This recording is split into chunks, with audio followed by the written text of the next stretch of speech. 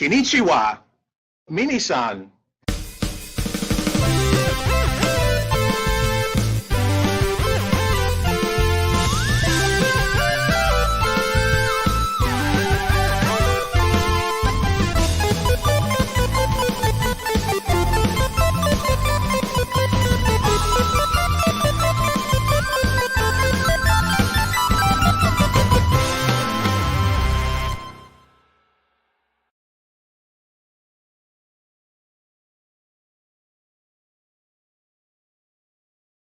Hello, and welcome to Famicast 269, your Famicast for the latter part of May 2024.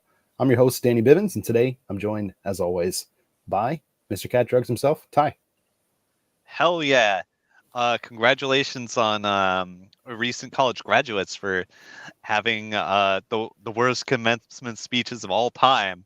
I don't know if you guys have been seeing this in the news, but like every day it's like a different worst commencement speech going viral. It's awful. Wow. I guess I haven't been unrelated to video games, but very somewhat related. And yeah, it's that time of year. Yeah. I was going to try to connect that with that. Okay, James is here too. I'd like to thank my NRA instructors I've had over the years. I'm just trying to contribute to Ty's. Yes. Guns. Right. Yeah. So let me tell you about A Handmaid's Tale. It's based. Yeah. So another exciting episode today. We're going to be talking about the NRA, guns, college. No, we're going to be talking about video games. Things that don't make people mad. Maybe. Well, maybe they do with some of the things we're going to say. Oh, yeah. Nothing makes people angrier than video games. Yeah, actually, it's a good point. A lot of people get mad about video games too. You should make a Twitter account about that, Ty. Yeah, that would be great. It could be a big hit. We could call it you're welcome. Bad player sayings. Right. Well, today we do got some new-ish games that we'll be talking about in new business, some semi-recent releases, also some ones that are just interesting, like one that Ty's going to talk about. I was taking a look at some of the pictures of it, and oh my god, soundtrack slaps for that game, dude. It's really cool. You'll probably be hearing some of that in the audio version of the show, but yeah, some interesting news and stuff coming up as well as your favorite things that we have. Anime Trash is going to be here. Fukubukuro. James also has like a kind of like a rapid fire quiz he's going to be doing later on in the show. Oh yeah. So yeah. That was a layover from last time. Yeah. We were a little bit late last time, so hopefully we'll be able to fit everything in today. But get on with it, mate. Yes. Without further ado, let's just go ahead and kick things off with new business. And to kick off new business, I'll go ahead and do that today. So just almost immediately after the last show on May 9th in the West and then May 10th in Japan, a new game came out. An indie game that we had talked about on the show. It had been shown off at a Nintendo Direct, like an indie show and stuff like that. And this is Little Kitty, Big City.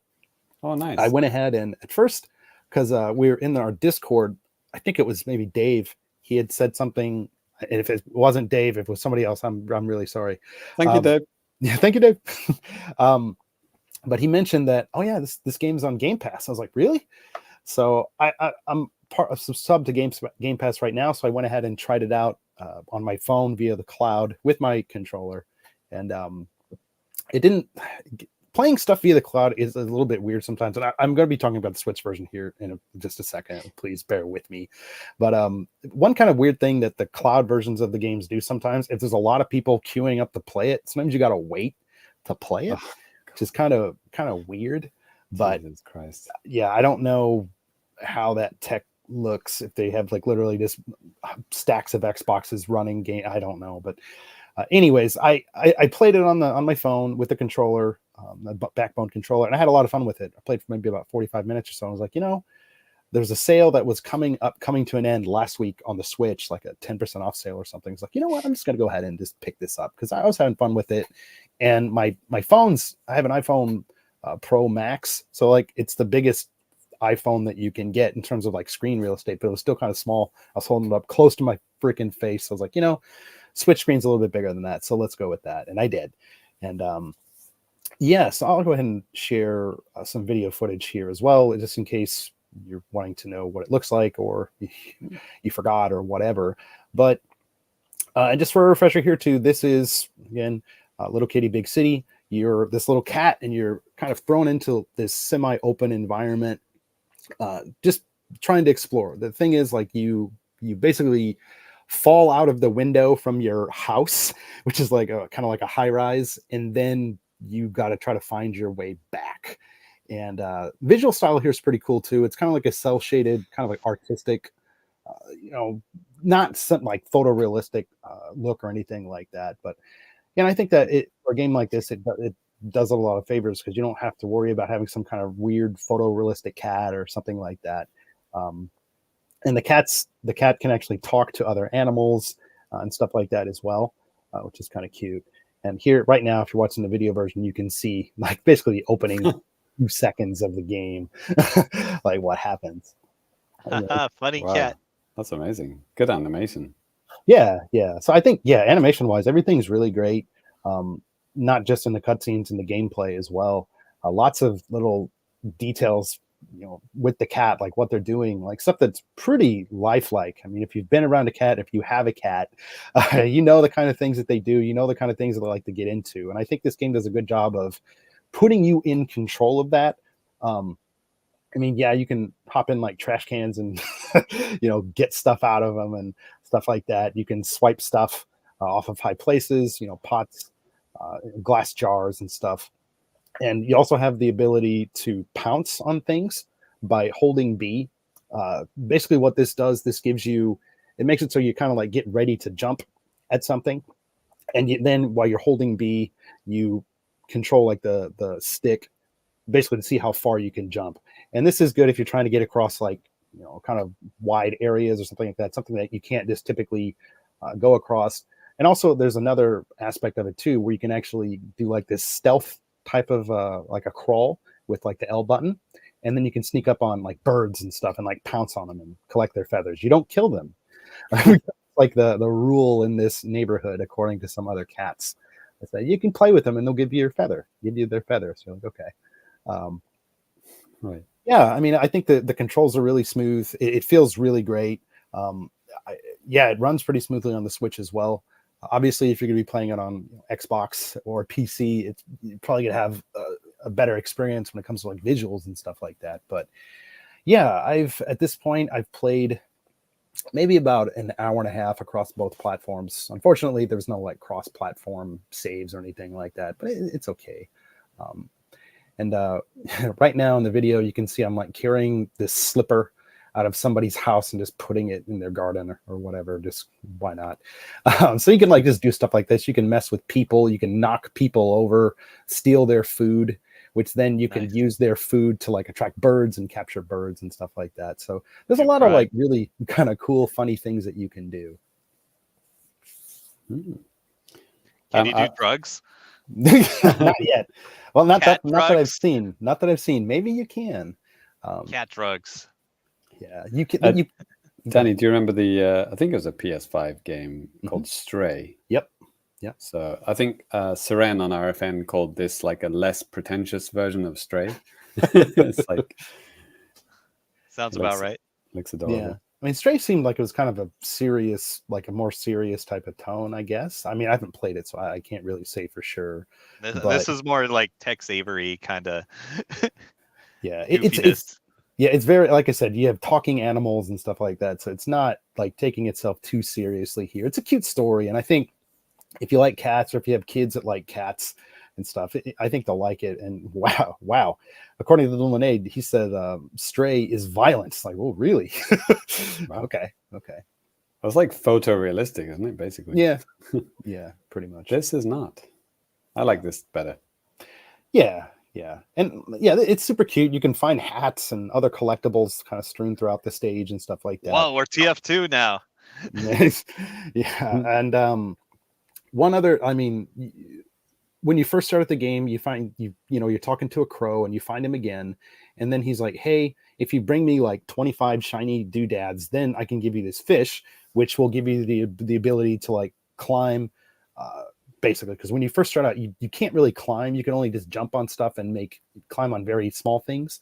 And I just got like the first kind of upgrade, if you will, with this, which allows me to climb up vines and stuff, but only for a limited amount of time.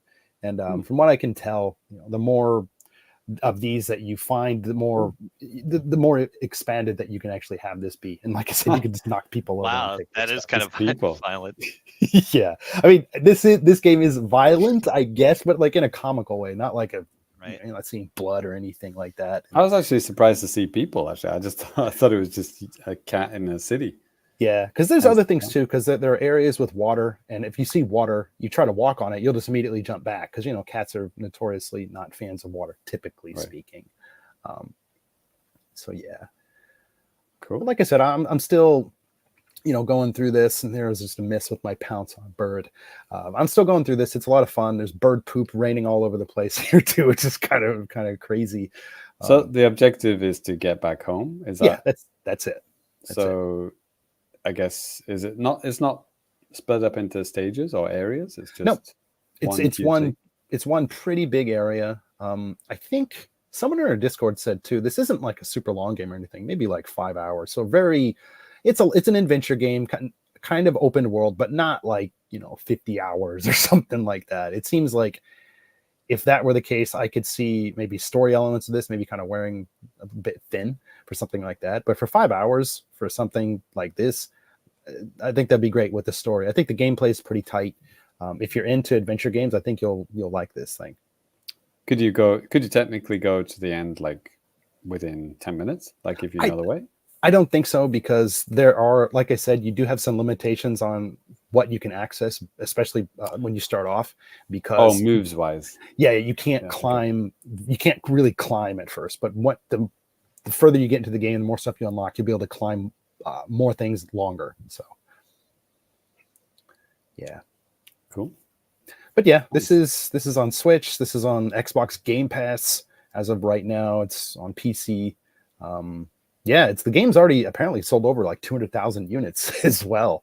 The company just announced, I think earlier, maybe just this past weekend or something. So kudos to them. That's awesome. Well, it's been in 2 Nintendo Directs. Oh, it's been in 2 of them. I know it's been in 1. Okay, yeah. Wasn't it like? Yeah, there was like a preview, and then it was shown again in the most recent one. Okay, yeah, I believe you. Yeah, I just don't remember. I think even Xbox owners use Nintendo Directs to find out what indie games to play.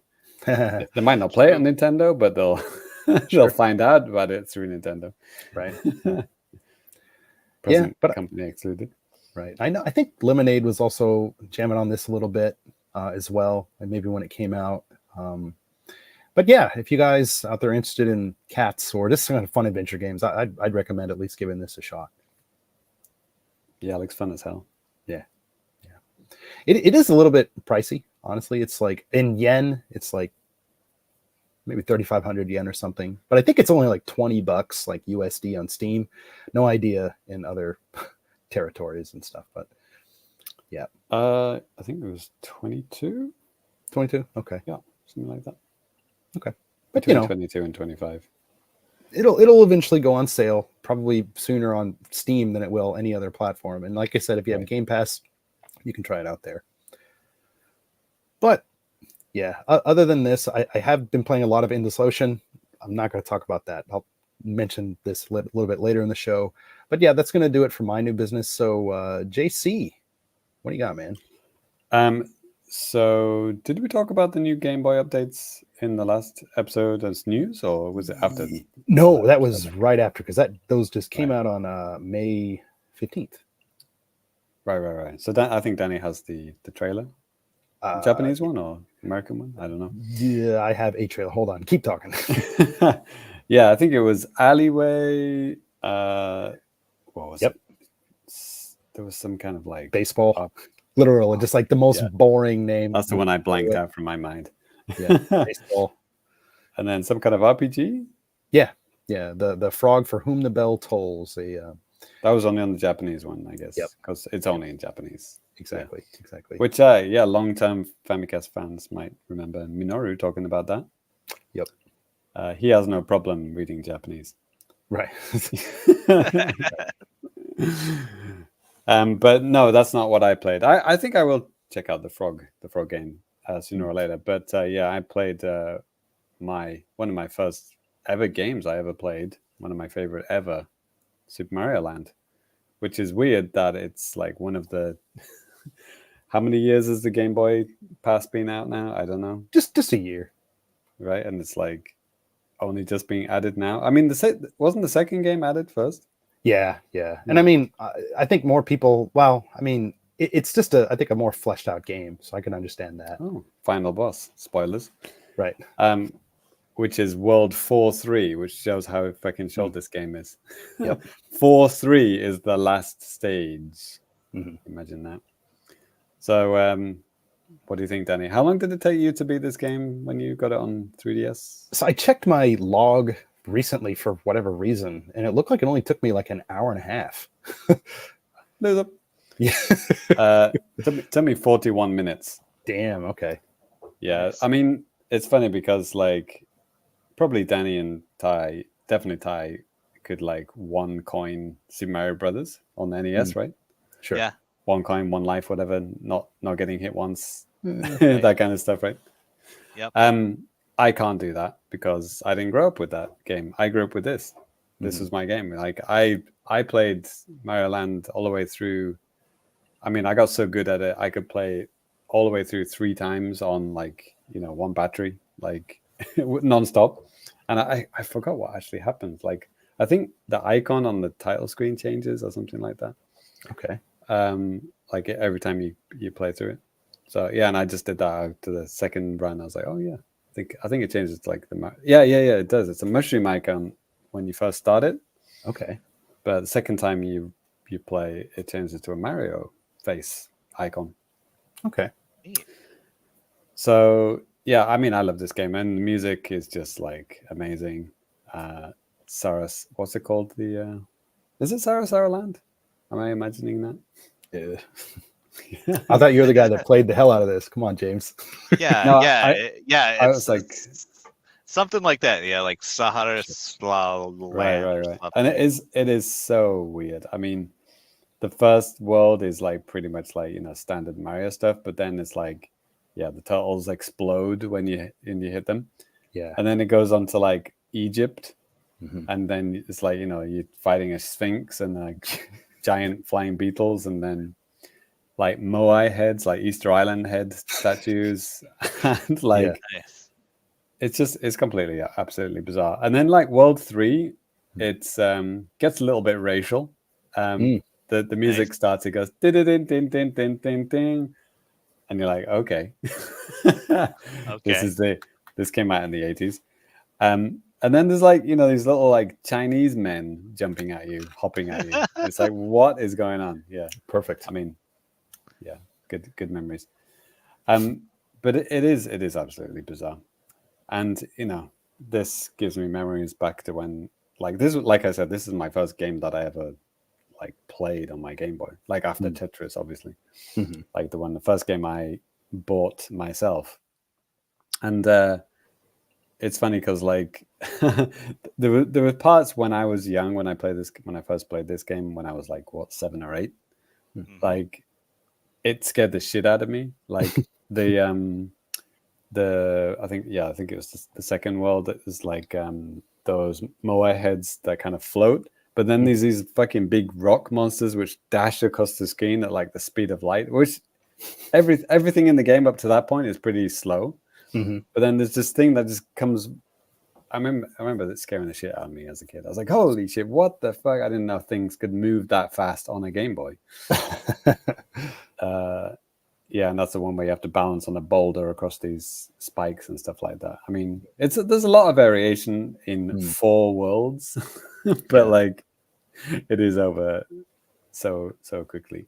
Mm-hmm. And yeah, obviously the Game Boy Color, kind of fake color that the Nintendo Switch adds to it. Mm-hmm. Well, I guess the Super Game Boy, right? And Game Boy Color would kind of do it too. Yeah.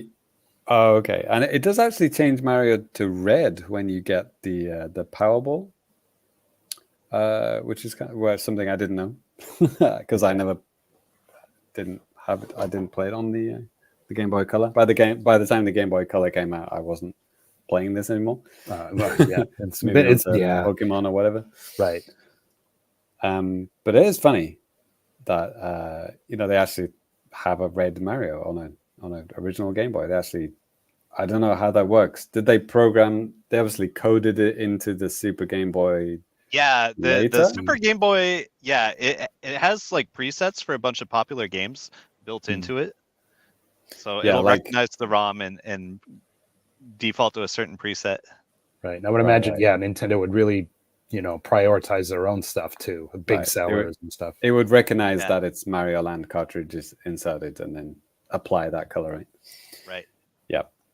Oh, hi, Tony has a comment there, Danny, about the Chinese guys. Yeah, he says those jumping Chinese guys are supposed to be Jiangxi. It's like the Chinese equivalent to a vampire. Still a strange choice for a Mario game. Yeah. Yeah. I agree. Yeah, it's because the music is that and then you see that it's just you just think China. Yes. Right. Oh, is that these guys here? If you can. Yeah, I think it is, and they don't die. That's the scary thing. Another scary thing. It's like you jump on the head, you're like, boom, dead, and then it comes back. Okay. I guess it's kind of like a precursor to the dry bones, I guess. Okay. Similar kind of thing. But if you hit them with your Powerball, you can kill them permanently. Okay. And then there is no Bowser. You fight that Tatonga, whatever, the alien in the spaceship. Yes. I remember that guy, the little purple guy. Is he on there? Yeah, he is. Yeah. Up here. And it's like the last stage is a shoot 'em up. It's like, what? It's so weird, but like, I can totally see the appeal. I'm glad that they did something completely different and just so oddball. And I think maybe that's why I don't have this huge kind of reverence for NES Super Mario Brothers. It's like it's kind of boring compared to this. Like, where's the shooting stage? Where's the submarine stage? Right. Where's China? Where's all the different worlds? Oh, it's just like different colored variations of the same fucking thing. Like, right. Yeah. I wonder how big the ROM is. It must be like 256 kilobytes or something. If kilobits. Less than that. Yeah. Jesus Christ. Yeah. Yeah. I like right now, if you're even listening to the audio show, there should be some enhanced artwork of the Japanese box art, which, the Western box art has some cool, I think, artwork as well. The Japanese one does too. You can see a lot of the different characters, the Goomba, the Sphinx, this person that looks like a yellow Princess Peach with a red crown. Right. It's right? Daisy. It may be. It is. Oh, is it? Okay. You didn't know that? Yeah. Hi, I'm Daisy. Okay. At the end of every introduce herself in every game. Okay. She does. At the end of every boss, well, there's only like 4 bosses, obviously, but like they do the psych out thing that they do in Super Mario Brothers, where it's like, I think it says, "Oh, Daisy," and then she turns into a creature from that world. Okay. Except that only happens 4 times, not 8 times. Right. There's so many. Well, no, only 3 times, because the 4th time it actually is the princess because you've beaten the game. Right. Nice. Right. Yeah, it turns into an octopus and something else. Yeah. Crazy. Did you ever read the Game Boy comics? I imagine they weren't available in the UK, but like there was this Nintendo licensed its characters to a comic book company. I believe it was called Valiant, and there was an amazing comic that was just called Game Boy. Huh. And the story was like Mario and Tatonga like get out into the real world. And it is like the most bizarre shit. Like Tatonga like mind controls like a guy to like break into a store and steal Game Boys. God. It's nice. It's pretty rad. Wow. Haitan is hitting us with the factoids here. I like this. Yeah, he says, not sure if you mentioned this already, but the Powerball bounces straight off everything because back in the early Game Boy days, they didn't manage to get the Fireball bounce from Super Mario Brothers to work. Lol. Yeah. Yeah, interesting. Makes sense. Yeah, it is kind of like similar to the other game that released on the Game Boy, thing, the alleyway. Uh-huh. You know, the way the ball bounces on. It is very much like a, you know, like the first computer program you do in a computer science class is like program a ball to bounce off a wall. It is very much that. But yeah, and it can collect coins, which I think is pretty cool. Which Lemonade obviously five said to speaking of the size of the game, he said it is 64 kilobits. That's so kilobytes. tiny. It must be bits, right? Kilobits. Put that shit on a calculator. Right. So I'm just because Ty was talking about, you know, old Nintendo comics, magazines, whatever. There's something actually I wanted to mention in the last episode. Totally skipped my mind, but because I think, was it like late breaking news, the Nintendo Championship thing? What's it called? Yep. What's the official title of it, Danny? Oh my god! Now I wrote up. Is it called Nintendo Championship? Championship? Nintendo World Championships. And then I think like in the West, like NES edition or something, and in Japan it's called Nintendo World Championships Famicom Seikai Taikai or something. So, interesting. They kind of picked up this on RFN, but like, yeah, I wanted to mention it in the last episode, and listening to RFN reminded me that I forgot to mention it. Is that it's because you and Ty were talking about it, like you know, you have some kind of reverence for this, you know, world championship. I was like, but wait, that was not a world champion. That was America only. Like, welcome to American sports and American point of views. And then I, you know, don't get me started on fucking, you know, World Series and whatever. Right. Well, hey, America is number one at American football. Find me another country. Like all American sports, you know, all of the championships are literally just America. But like, yeah, because that was obviously promoted in your magazine. Oh, it was called Nintendo Power, right? And then it had The Wizard, the movie, you know, the Fred Savage movie and all that kind of stuff, right? It was like, all just super America focused, right? Sure. Like I never found out about that until, you know, in my 30s. I didn't know about any of that. Yeah, I mean, so that logo didn't have any connection to me whatsoever. Like you guys probably saw it and like, oh shit, it's Nintendo Championship from back in the day. But me, it's just like, nope, I got nothing.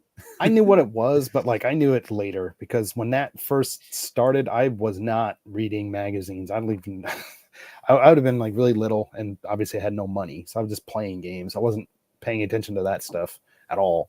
I know you guys are a little bit older than me, so like Ty, do you remember that at all? Like the logo, the championships, any of that shit? I do. Okay. Yeah, I do. I remember it very clearly.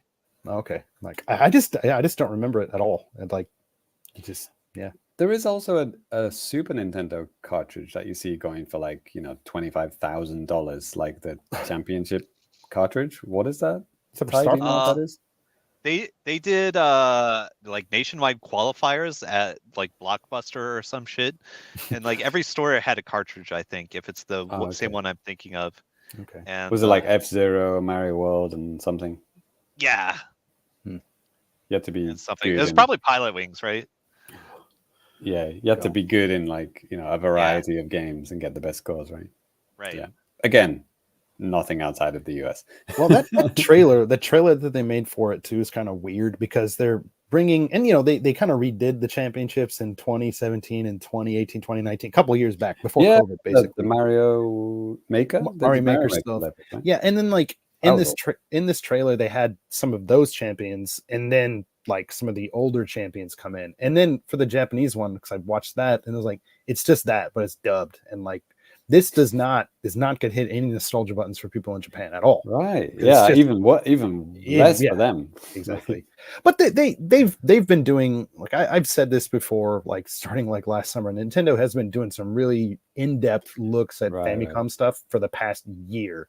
They have a website, with tons of like information. Basically, they remade like a Famicom section of the website with tons of information about games. They've been having quizzes. They have videos like different Japanese comedians and stars like talking about all this shit. And even on one that they had immediately after this reveal, they were playing this game on there. I haven't checked it out yet, but yeah, it's like hour-long video. So it's Yeah, you and Ty did a Patreon special as well, didn't you? Quiz. Oh yeah, based on some of the Famicom quizzes, like Yeah. the first 6, the easiest and enjoyed. hardest questions. Yeah. Yeah, I'd buy that for $3. Right. Yeah. It was a fun quiz to put together. I had a good time talking with Ty about that. So if it's a plug, if you want to support us, $3 a month, you can get access to all of that and a whole lot more. For any of my UK brethren listening, I think if you're going to do like a UK edition of that, it would have to be a collaboration with Games Master, which was a beloved TV show that ran for many years, like a video game TV show, and they used to have like challenges and tournaments and stuff like that. Yeah, that would be the UK edition. That would never happen, but that's what I would want. That I would have nostalgia. I'd be like, fucking yes, Games Master cartridge. Yeah, let's go. They had similar shows in America too, like on TV. Nick Arcade was one on Nickelodeon. They also had this show called Starcade in the 80s that I didn't see until the 2000s, thanks to G4 TV, where people, and both of those, I mean, the Nickelodeon one was kind of weird. Like you're walking around on like a board in person and then you go inside of it. Yes. But sometimes you play games. It's kind of weird and confusing. But all right. Yeah. But yeah, I'll have to link you guys up to Games Master. I think you might enjoy that. All right, then let's pass it over to Ty for some actual games, new games. Here we go. Question mark? Yeah. I did play something new. I got Overlord Escape from Nazarick. Yeah. So are you guys familiar with Overlord? Not the game where you lead a bunch of minions around, but like the anime series. No, I remember. Well, you've talked about it. Yeah, that's the only thing I know is just you're mentioning it. So yeah. I mean, if you've been paying attention to anime trash, you've seen. Well, let me just reach up here. My wife. Okay. Right here. Yeah, the big booba chick with the horns. She's from Overlord. So anyway, I watched the show and I'm like, okay, I wonder if there's a good game for this, and it just happened to be on sale on Switch. Nice. Yeah. Oh, shit. Yes. Wait, this is only on Switch? No. It's Switch and Steam. Oh, okay. Maybe PlayStation. I kind of don't think so though. Yeah, Switch and Steam, I know for sure. Yeah. So, all right. So first, I want to ask you guys who have never seen the show, like, what do you think is going on this cover art here? Who are these characters? I'm assuming it's like the big bad and the hero. Yes. Yeah. Actually, that's exactly wrong. Okay. That's the boyfriend and girlfriend. That is also completely wrong. Okay. Mother and father. Also wrong. Okay. Okay. So I think it's like extremely funny. Like people who would go into this game blind without knowing the story versus people who do know this story. It will like the perception of everything is going to be completely backwards. Okay, so like this giant skull wizard guy, that's actually the main character. Okay. All right. Oh. And the character in the lower right there is like an extremely cruel villain. Okay. Oh shit! Oh, they flipped it up. Yeah. Wow. Right. And like the opening scene of the game is like this character on the right. Her name is Clementine. She's like an assassin, and like it's her getting like brutally murdered by Ainz, the skull wizard guy. Huh. Yeah, and like that's the opening scene of the game. And God. like if you watch the show, you would know like, okay, she had that coming. But, so it's like it strikes me as extremely strange that like you start the game and you are actually playing as Clementine after she gets murdered and is presumably resurrected inside of Nazarick, which is like this giant dungeon that this guy has. Okay. And you got no memories, and you can pick up memory shards, which shows you screenshots of the giant hamster from the anime for some reason. Yeah. Oh shit, he's in the game. Spoiler alert. Yeah. Hamske is his name? Yes, Hamske. All right. I just came across that and I was like, what is going on? I just that was too good.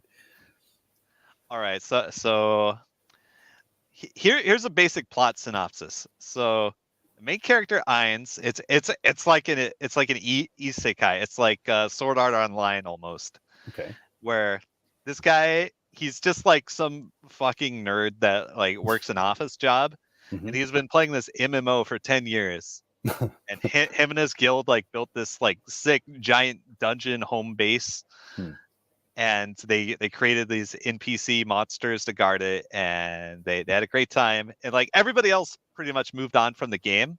And then Ainz, like, he stuck around till the end. Like till they shut down the servers, and he fell asleep in game, and then he woke up and he was still in game. Okay. And he has to kind of figure out like, whoa, what the hell is going on here? Is the game still up? I can't get out. Help. Yeah. So now he's like the leader of this legion of monsters with their own fucking doomsday tomb, and they're all trying to coax him into like taking over the world and shit. And he's like, this is out of control. Metal Mike's he's liking it so far. So man, this looks rad. So yeah, it looks rad. Yeah. It's basically a Castlevania game. I do have some issues with it. Like you look at the reviews, they're kind of like meh. So like the first thing I noticed is like the frame rate is actually pretty bad in this game. Okay, on the Switch. Yeah. Okay. I mean, I don't know if it is on Steam or not, because like it's not that graphically intensive, right? Like actually the characters are like old school 2D sprites, which I really like. Yeah. Yeah. You know, the environments are kind of 3D. Okay. But like it feels like they just kind of rushed it out without optimizing it. Yeah, it's kind of, and the controls feel a little weird. Like I feel like if they just refined it a little bit, it would feel a lot better. Like okay, one thing is like the way jumping and falling momentum works. It's like if you jump forward, you keep your momentum, but like you can actually change your momentum in the air, but there's like almost no way to fall straight down. Okay. And it makes some of the jumps feel really weird and bad, especially if the game's a little choppy. I don't know. I wonder if it plays better docked. I haven't tried it docked yet. I've had that happen before, where sometimes it does seem like performance is better docked. It really depends on the game, or maybe it's just my imagination too. But yeah, I don't know. Maybe it's a placebo. Maybe it just depends what area you're in. True. And like I said, other things with the controls could feel a little better. Okay, so like I played like pretty much all the 2D Castlevanias, and like the first thing I try to do is like fucking wave dash and cancel attacks into shit just to like try it out, and like you can't do any of that shit.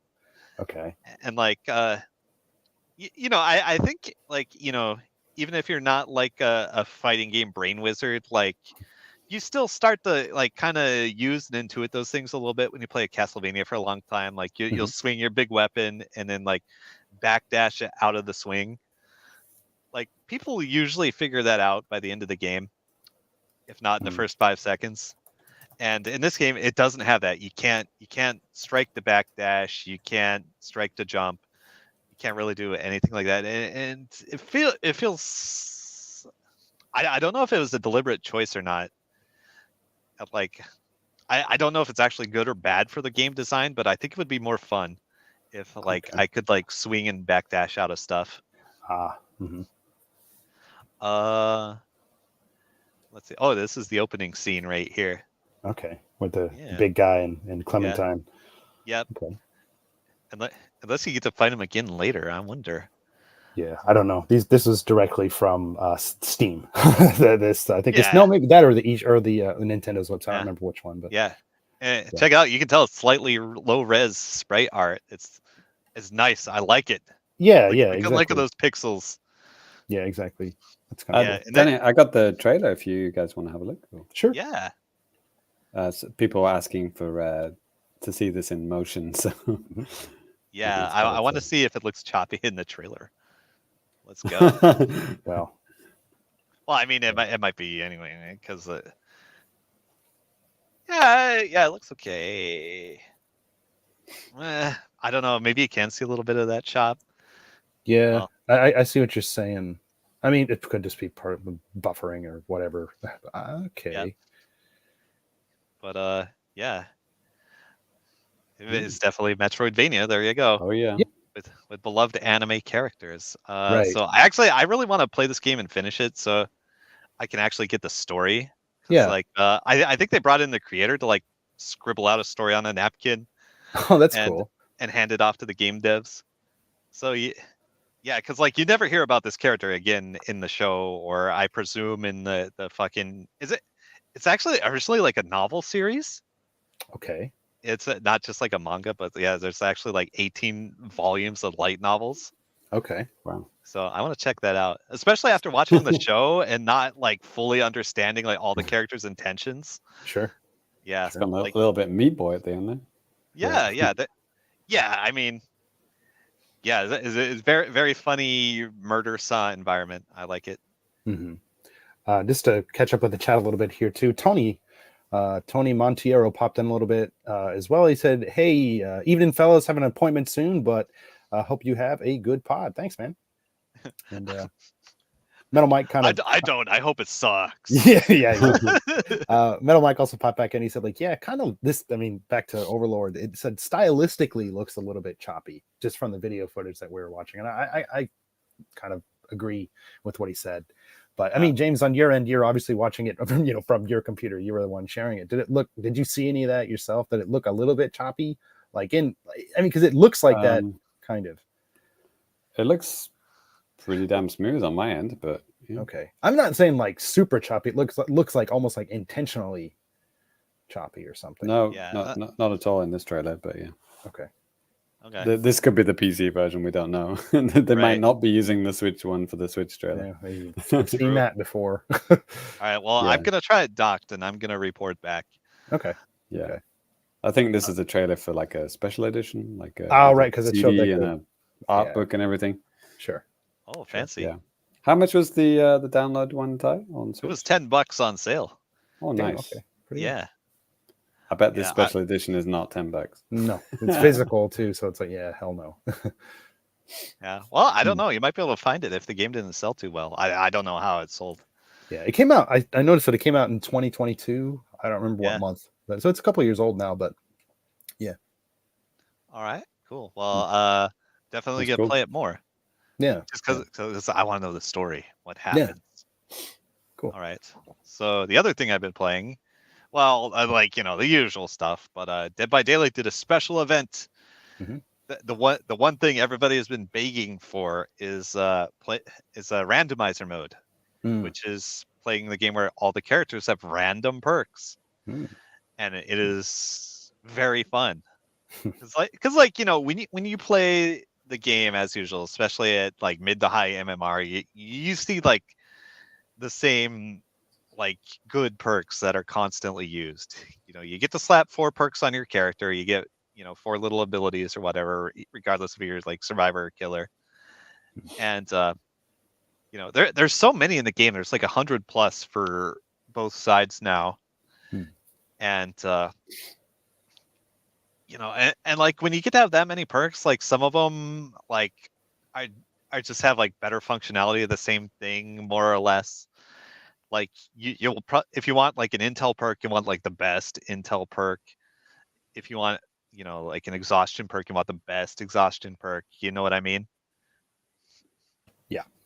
Yeah. So like this meta has come up, and you kind of see the same shit almost every game at high MMR. And though when randomizers are so fun because you never know what's gonna happen, and like you get like some mid perks, and you have to think to yourself, all right, how do I get value out of this? And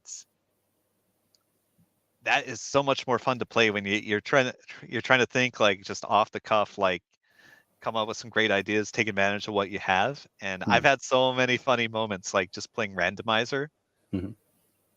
It's great. And I think today is actually the last day that is up. Okay. Yeah. So they only ran it for like a week or 2 weeks. Okay. But hopefully they bring it back. Everybody's saying bring it back, make it permanent. Yeah. Is it possible that this was just a test run just to see if people would actually, instead of just, it's easy to say something or request something, but then you could look at some kind of tangible numbers. How many people were playing this? Do you think this is something like that? Yeah, maybe. Yeah, or and maybe just like kind of like a bug and balance pass too, because I've run into a couple of bugs. Like I assume it's a bug. Like every now and then, like instead of getting 4 random perks, you just get no perks. Okay, that sounds like a problem.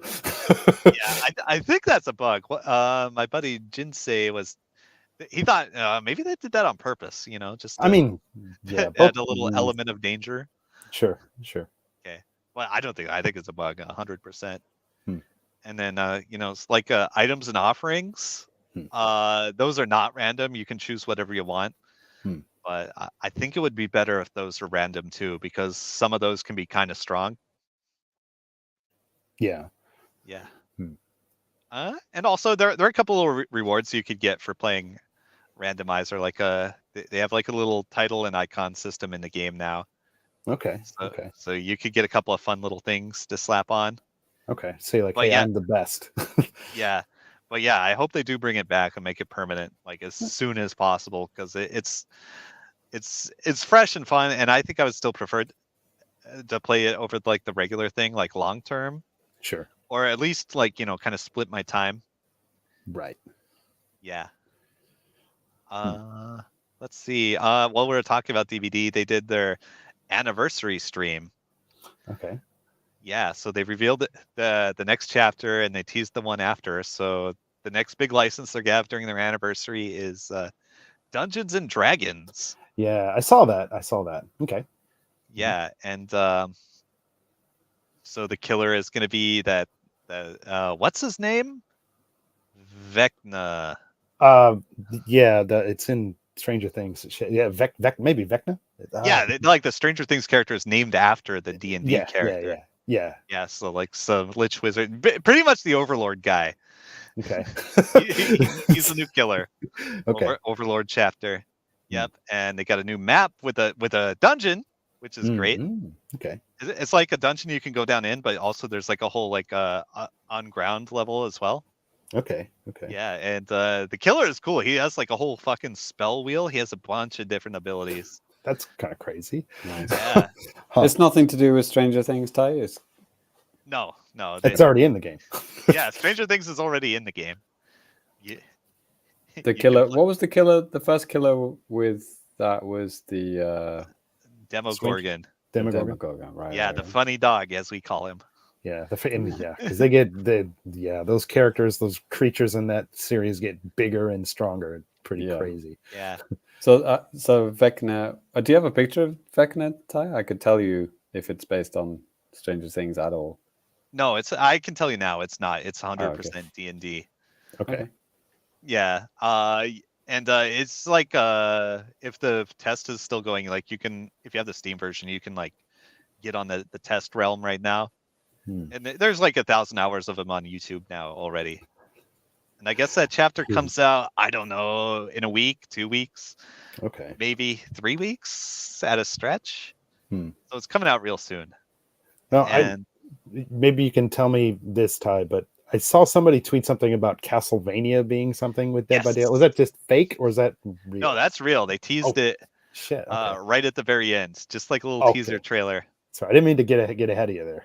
Yeah, that's fine. That's fine. Yeah, so they got Castlevania, and it was actually leaked a while ago, but like I haven't been going out of my way to look at leaks. Sure. Plus, you have to take them with a grain of salt. Like you don't know if it's real or not. Exactly. Well, I mean, it's nice that Konami's doing something with that series. Yeah. I mean, I imagine like they already did a Silent Hill collaboration, and that Yeah. was a pretty big hit as far as I know. Yeah. All Yeah. right. Yeah, it might be a killer or killer and map only. I don't know if they're gonna put in a survivor, which would be disappointing. I would want to get a Belmont or somebody in there. That would be fun. Yeah. But they have like a roadmap that says like over the course of a year, it says we're gonna add like a licensed survivor here. We're gonna add a whole licensed chapter here. Hmm. So people like to speculate. And speaking of speculation, there's been a lot of like hints and rumors that they're finally getting the Friday the 13th license. Shit. Okay. Good for them. Yes, and in the next year, like there's gonna be 2 actual Friday the 13th. I think one is in December, and they have a You mean license. in 2024? I think so. 24 Okay. 24 to 2025. Okay. Okay. So they might do that might be Friday the 13th in December, or it might be next year's anniversary because there's a Friday the 13th in that Dead by Daylight anniversary window. All right. All right. Yep. We could finally get it. We're getting it. Yeah, shit. Maybe. Nice. Odd ties up. Somebody's already done the fucking comparison, the Vecna comparison, as you would expect. Yep. Yeah, quite different. Scary, Yeah. scary Yeah. looking dude. Yeah. Also, the in Dead by Daylight, Vecna's pretty talkative in game. Huh. Okay. Well, I mean, he's pretty talkative in Stranger Things as well. Okay. Really? Okay. Yeah. Wild. Very All right. talkative. And there's a new survivor too. Some kind of elf. Okay. I think it's an original character, but yeah, there's an elf. Probably Legolas. Okay. Yeah, Legolas. Yeah, the original. Lego my Legolas. Yes. Okay. So that's what I've been playing. Okay. Cool. Nice. Yep. Well, and Street Fighter 6, Akuma comes out today. Let's go crazy. There it is. All right. All right. Well, that's going to do it for new business. Next, we're going to move on to a little bit of now playing at thefamicast.com. Okay. Now playing at famicast.com, lots of stuff going up on the website, YouTube, and elsewhere. And just going to tell you just a little bit about that stuff. Just yesterday, I put the finishing touches on a review for Endless Ocean Luminous on the Switch. We talked about that on the last episode, and I was still kind of like early in the game, but yeah, I played for maybe somewhere between 10 and 15 hours, and I'm done with the game, for better or worse. And yeah, I watched it. Mm-hmm. Interesting video. Yeah, there. Just to put it out there quickly, there are some good points about the game that I really like, but there's some stuff in there that I really was upset with. But I think a lot of other reviews have covered this too. But if you want to check out, the one I did, I appreciate it. So yeah, check that out. It's up on the YouTube in video form. You can also read it on the website as well. Other than that, for the patrons, we have Famicast Game Night coming up this Saturday on May 25th. We're going to be playing some games. Still kind of haven't decided everything. I'm going to be hitting up you guys in the Discord to kind of finalize game stuff in the next couple of days. So look forward to that. I'm looking forward to doing that. Actually, I have to work that Saturday, but when I'm done working, I'm ready to like game and just drink. So I'm looking forward to it. That should be pretty fun. And there's also a game night. Yes, yes. And then just a quick plug. I made an appearance on the Tokyo Game Life podcast, and where I talked with Mono about the Nintendo 64 in Japan and a little bit of Tears of the Kingdom talk. And he also talks about that new animal game. Oh my God, what the hell is it called? This came out like last week. Animal Crossing. Yes, it's not Animal Crossing. Anyways, check that out if you want to hear some talk about N64, Tears of the Kingdom, any stuff like that. Animal Well? Animal Well. That's it. I haven't literally just a game with animal in the title. It's just a game with animal. Perfect. Yeah, sorry, but I didn't record that section with him. We just talked about N64 and Zelda. But anyways, check all this stuff out and more at famicast.com and other places where I just mentioned. That can. That's right. All right. JC, let me just ask you a question. Like, what are we doing next, man? I'm sorry, I don't have the agenda open, so I couldn't tell you if it's the JAPANews. That's or right. not. Ty, what do you think? Is that do you concur? Signs point to yes. It's time for the JAPANews. That's According right, to my folks. magic 8-ball. yes. That's right, folks. Time for the JAPANews. Time of the show. We talk about the latest and greatest comings and goings of Japan and news and Nintendo, and sometimes none of these things. But this episode, it's all of these things, very much so. And this first bit of news, it's something that we obviously touched on a little bit in new business, but Ty, do you want to at least introduce this next little bit here? Yeah, sure. Some new Game Boy games made their way to Nintendo Switch Online. We talked about Super Mario Land and Alleyway Yep. and baseball. Those are all launch games, right? Yeah. Yep. All 64 kilobit launch games. Right. Right. Nice. And Japan got the Frog for Whom the Bell Tolls. I don't know anything about that game. Yeah. So, yeah. I'll put up the video clip on the line of that. Yeah, right. So we talked about this on the Famicast a long time ago. This is an intelligent systems developed game, came out in 1992. There are 2D sections of the game, and there's also like an overworld section. It's an RPG. Oh man, that looks so good. Yeah, great. Yeah. Looks great. The battle system's kind of weird. Like if you're facing enemies that are like you're way too strong for, you'll just see like a cloud of dust and they'll just be dead. Otherwise, it's kind of like it seems like luck based. Despite owning this game, I've barely played it. I bought it on the 3DS back in the day. Barely played it. I bought a physical version back in 2022 for relatively cheap online here, and because it's a cool game, has some cool art and stuff like that. But like, yeah, other than, I mean, obviously this game has never been released outside of Japan, and it's still not. So this is an exclusive to the Nintendo Switch Online Service Game Boy app in Japan. Yeah, I'm kind of impressed that they did this. Yeah. Good And job. for Japanese learners too, it seems like most of the text is just hiragana. So as long as you know hiragana, you can play this. Yeah, it's not maybe, but it's, there are plenty of guides out there. There are like translated ROMs and stuff like that as well. So if you really wanted to rock this game and play it in English, there are ways to do that. So sure. Nice. Is it like based on the Link's Awakening engine? Right? I've seen things say that, but I don't know if that's actually like been confirmed. That one screen definitely looked like that. Yeah, because I mean, Link's Awakening has some 2D sections too, right? Yeah, and exactly. I mean, and like the overworld stuff looks really similar to that as well. All signs point to, it's pretty obvious. Yeah. Right. So yeah, if you have access to Nintendo Switch Online, the Japanese Game Boy thing, yeah, check it out. You can at least play it for free. Yeah. Right. I'm definitely gonna check it out. Yeah.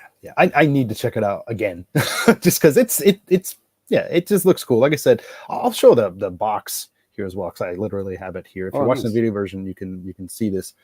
Danny's shelf. Yeah. And yeah, lots of really like nice artwork and stuff like that. Kairu no kane ni Kairu no tame ni kane ni naru. The frog for whom the bell tolls.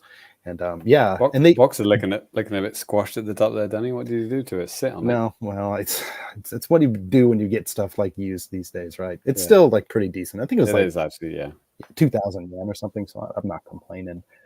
Dude, actually, I found something crazy. Nintendo here in Japan, they have a website for this game from what we talked about a couple episodes back, the Nintendo Power Service, where they, you could purchase it via like the convenience stores and stuff like that. Like they have a website for this because that service was launched in 97 or whatever. So they relisted a lot of their old games, but just to at least get them back into people's headspace and stuff like that, they went and made websites using like art from like the manual and stuff like that. I was really shocked.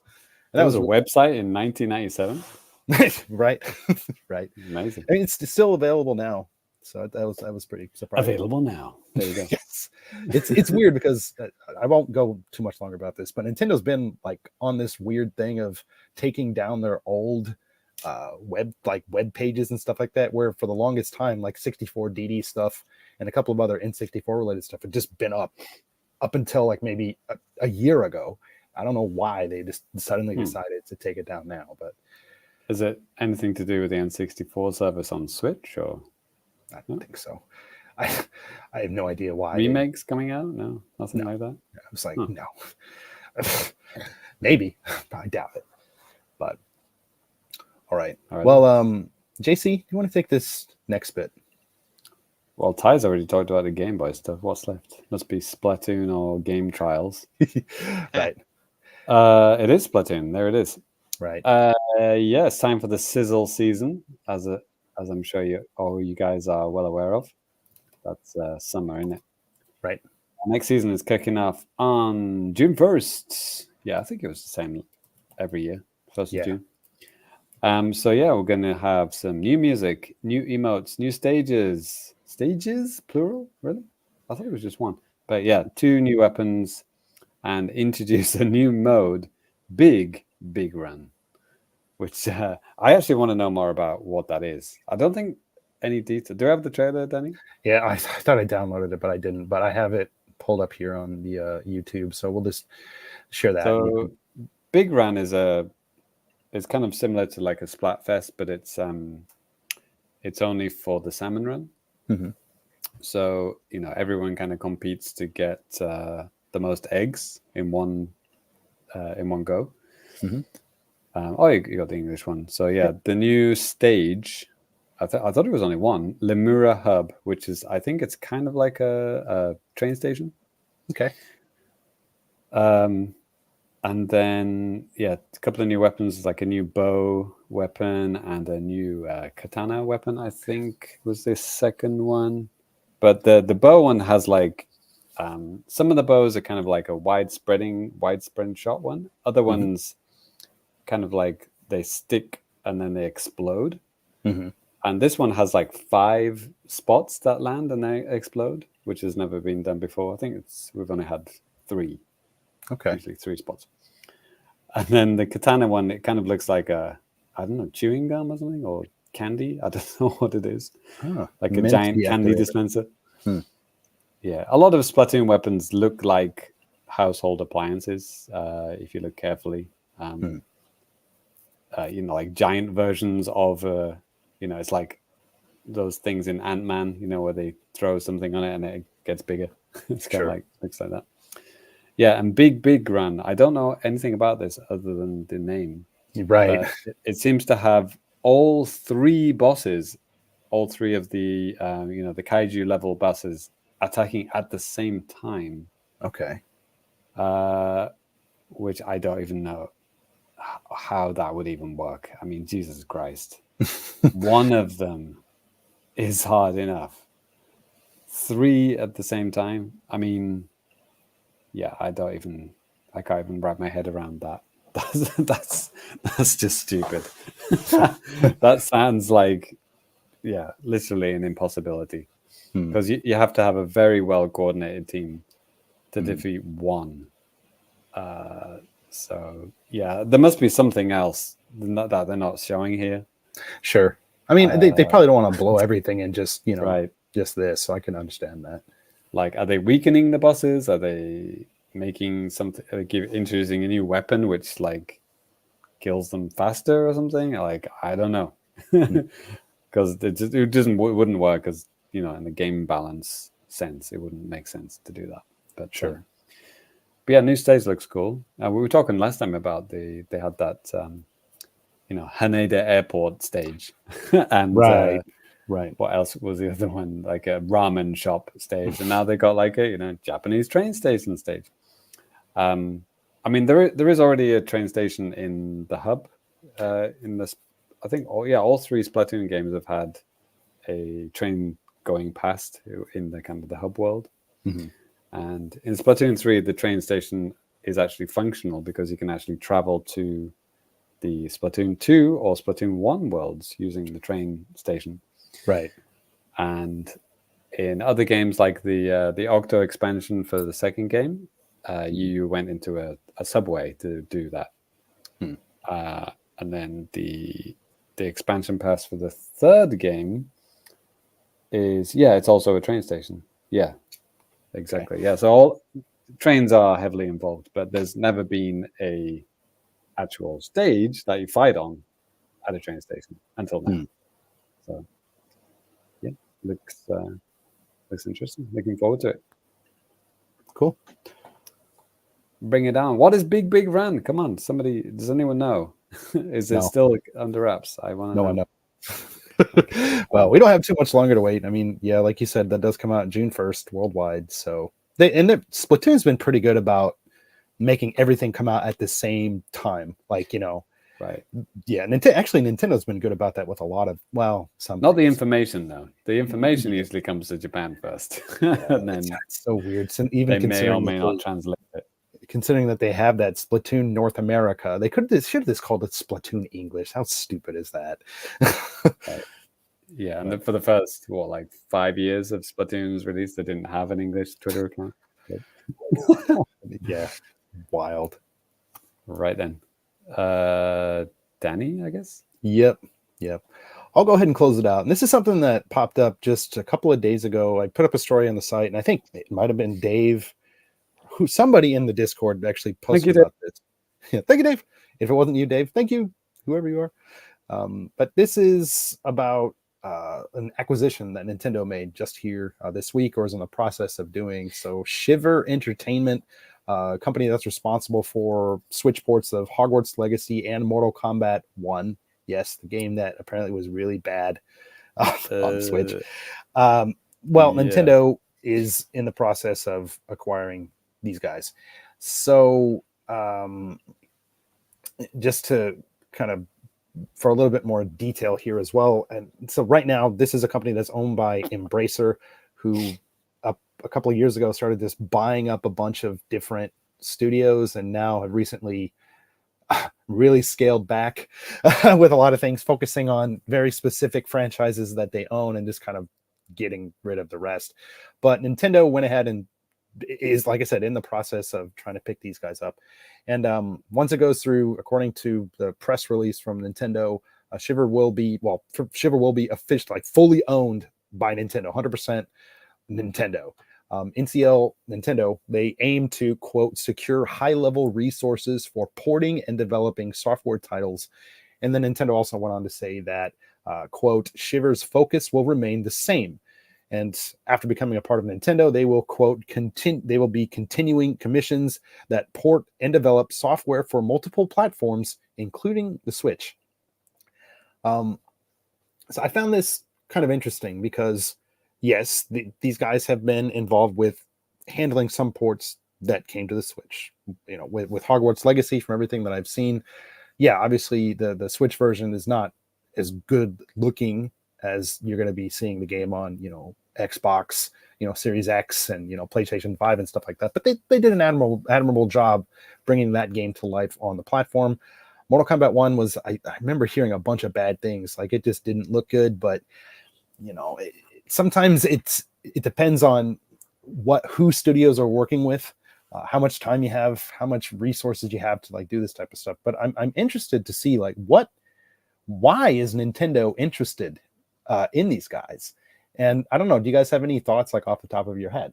Well, I think my first thought was, why not Panic Button? I mean, do you know who these guys are? Yeah.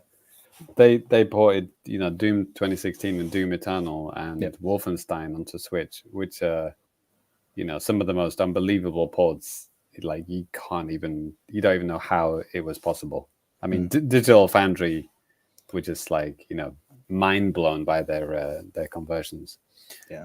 And then instead they go for these guys. Well, at the same time, I mean, Panic Button wasn't for sale, so I mean, that's one of the big things too. I don't think Nintendo's pretty careful when it does this type of stuff. They very rarely go through and make acquisitions. It's not something that you typically see. And if it is, it's somebody that they've worked with for a long time. So it's they must see something. I'm not going to say they see something, and they've got a feel in the pit of their stomach. It's no, they see a way that this company can help them make money, or essentially. And they're not Microsoft, so they're not just going to buy them out and then close them down 5 minutes later. You never know. Actually, They must have like a specific project in mind, right? I would think so. And given their history with at least a couple of ports, and according to John Cario as well, he just said, I'm not sure if the MK1 Switch port performed bad, but it had a huge quality drop. Maybe just the way it looked. Maybe that's what it was. I heard what happened with that is they had like a really tight deadline on it, and it was not good. Yeah, I mean, heck, even some teams that have like worked with Nintendo and made like games that are like gyms, like Good Feel. They made some really good games with Nintendo, like specifically for Nintendo. But back in November, December last year, they had that game Mameda no Bakeru I talked about. Oh, the Goemon game, basically. Yeah. Like, it's a cool game, but it's kind of choppy.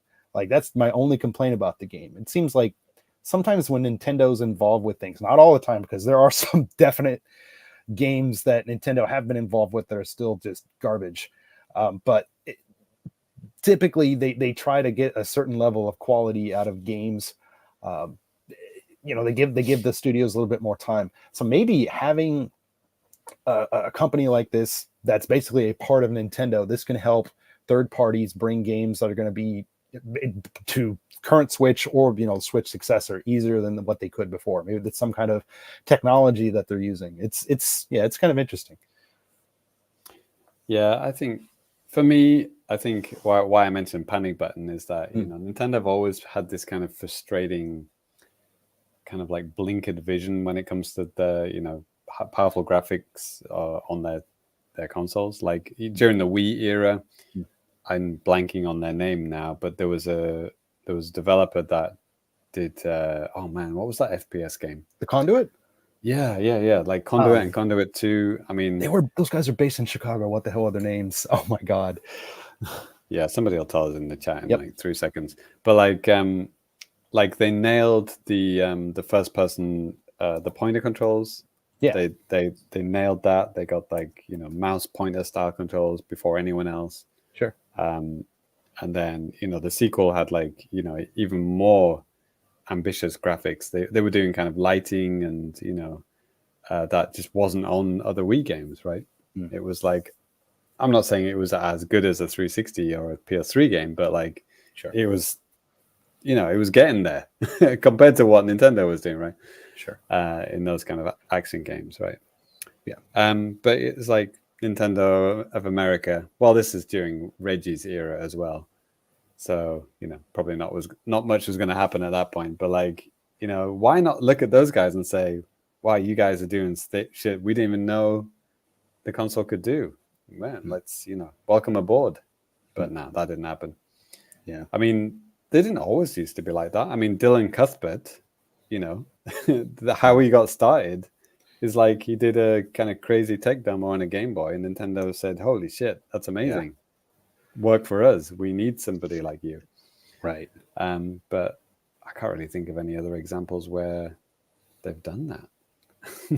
I mean, outside of just N64 in general, which, being a 64-bit console, they're really shooting for the sky with, visual fidelity and stuff like that. I mean, obviously, Game Boy, sorry, not Game Boy, GameCube, Danny, the Star Wars game. Rogue Squadron.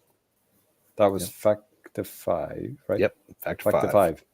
Yeah, Factor 5 are also in that kind of, we can't remember the Conduit developers' names yet, but those guys, in terms of like, they're just kind of doing their own thing. They're doing these amazing graphics like on their own. And Nintendo are like, cool, good job. Yeah. But then that's the end of the sentence. Well, with Factor 5, like Factor 5 helped with a lot of like some of the more internal stuff with GameCube, like sound chips and maybe a couple of other different things. But so that was a good example of Nintendo leaning on that. But then when the Wii came along, they just kind of dropped them, didn't they? Like they canceled that trilogy, the Star Wars trilogy that they were going to do. Like, nah. Then Factor 5 went on to make that game, that Dragon game on PS3 with the tilt controls. Yeah, good job. Prey? Not Prey. No. Prey's a different game. Yeah. It's a one-word game. I forgot the name of it, yeah. Anyway, Ty, do you have any additional thoughts, man, about this type of situation? Anecdotes or anything? Nope. Okay. Okay. Okay. They're up to something. I couldn't tell you what. Yeah. Maybe they're just gonna port a bunch of old games or games from other systems to Switch 2 or whatever it's gonna be called. Right. Right? It's got to be something like that, right? Yeah, that's what I think. They're gonna put these guys to work doing something. Yeah. The Xenoblade guys, they did bring those Monolith. guys on Monolith Soft. Yeah, they did help out with Breath of the Wild, and Bandai Namco were brought on to help with Smash. Yeah. So I give them some credit. They have learned from the past. Yeah. Sure. Yeah. So anyway, it'll be interesting. Yeah, it's definitely gonna be interesting to see how this is gonna shake out. But yeah, what do you guys think too out there in the listeners, viewers? Just be sure to sound off in the comments. We'd love to hear what you guys think too. But I think that's actually gonna do it for the news. So we're gonna go ahead and move over to a little bit of anime trash with Ty. Oh boy, it's garbage time. All right. Today is 5 boxes. Let's see. I'm actually gonna start with the big one first because that's how I stacked it. Okay, smallest on the bottom. Great. Yeah, and I think one of these, I missed it last week or 2 weeks ago, rather. Okay. So yeah, I was wondering, hey, where's my thing? I'm like, oh, it must be in this box. All right, so let's see, what do we got here? Capcom. This might be the box that just came today, maybe. I'm not sure. Okay. Let's see. So yeah, in case anybody's new, I play online UFO catchers every week. I'm really good at it, and I get a bunch of shit delivered to my door, and then I open it on stream. Lemonade has a question already. It says, any more quintuplets? Maybe.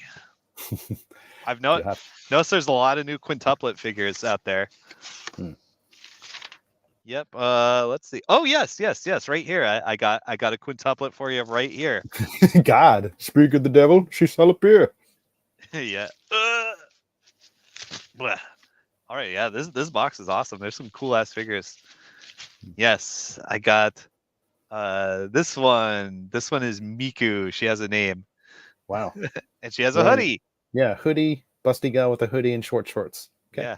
Oh yeah, you're right. Yeah, her boobs have gotten bigger. So no, you'll notice this. Once they figure out a character is marketable, their boobs will get bigger over time. The most blatant example of this is Nami from One Piece. Yeah, I was gonna say Nami. Look at what she used to look like, and then what she looks like in anime figure form. It's absurd. Yeah, and now it's happening with the quintuplets. You made John Cario laugh there. Wow, die. Yeah. I'm just spitting facts. Yeah.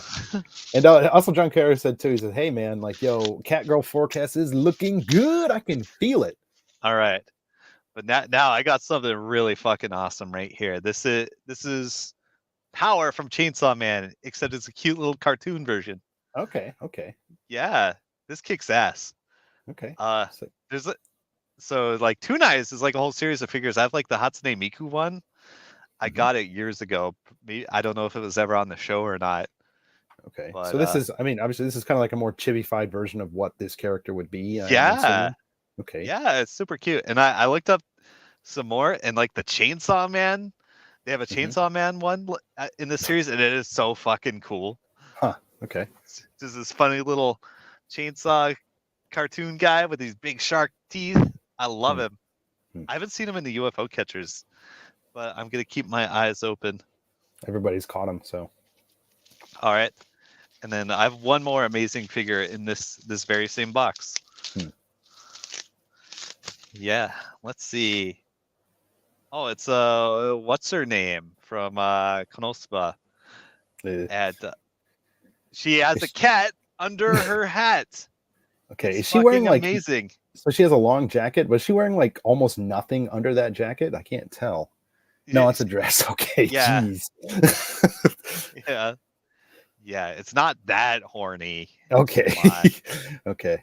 Megaman, that's her name. Yeah. Okay. I just wanted her because she has a funny cat. No, I like the cat. Like her hat comes off, I guess. You slap it on her head and you can hide the cat, and then you take it off and you reveal it. There it is. Great way to test object permanence in a baby. Yes, there we go. All right. You got a good baby toy right there. Yes. No, it's actually this probably says it's like not for anyone under age of like 15 or some shit. Yeah, it does. Literally right here. I don't know if you can read that. It's for 15, ages wow, 15? 15 and up. Yes.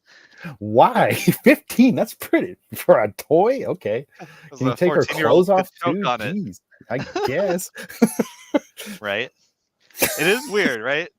Yeah, I've never seen that in my life for a toy. Right? Okay. It's so weird. Yeah. All right, I'm learning new things every day, dude. Me too. Me too.